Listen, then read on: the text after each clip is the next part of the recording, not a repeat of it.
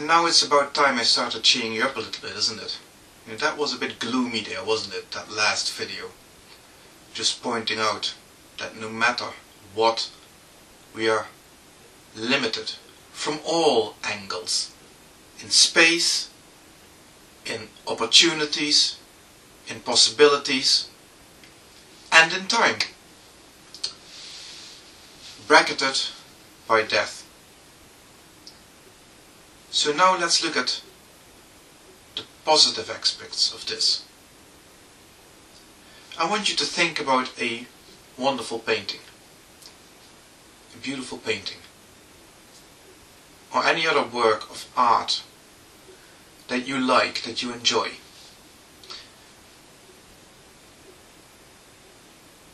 What's typical about that piece of art? A painting is the easiest, but the same goes for a piece of music that has a certain extent, has a start and a finish. A painting is framed.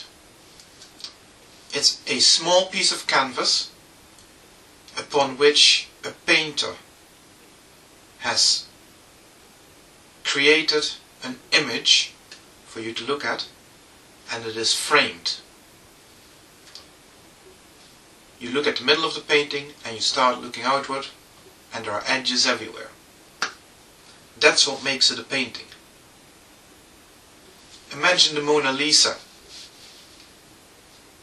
and her enigmatic smile. Now imagine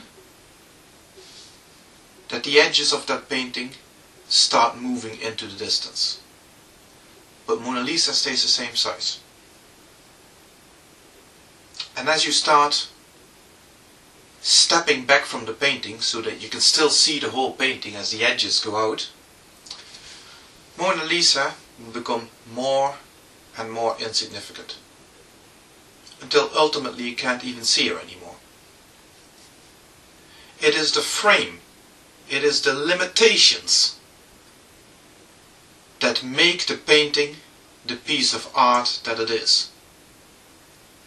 It is the whole framework of all the limitations within which we have to lead our lives that make our lives as significant as they are to us. Without that, every one of our experiences would turn into a meaningless instant, swept away into the tide of infinity.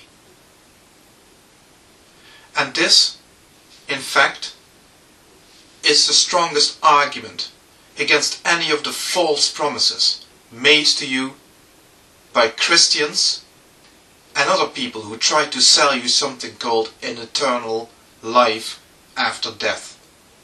They are trying to destroy you, even though what they're selling is only a fairy tale. But they are trying to render your current life, what you are experiencing in the here and now, and all you can understand, all you can experience, all you can encompass with your finite mind, they would render that completely insignificant, meaningless.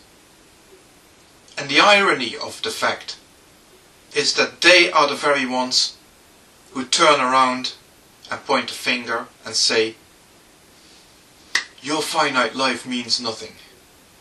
They make a huge mistake. The mistake that they're making is this. They forget that all they can ever know, all they can ever experience, all they can feel will always be determined by the fact that they exist as finite beings in finite bodies during a finite amount of time. And every experience that they live through is therefore significant to them. It has meaning, whatever that entails.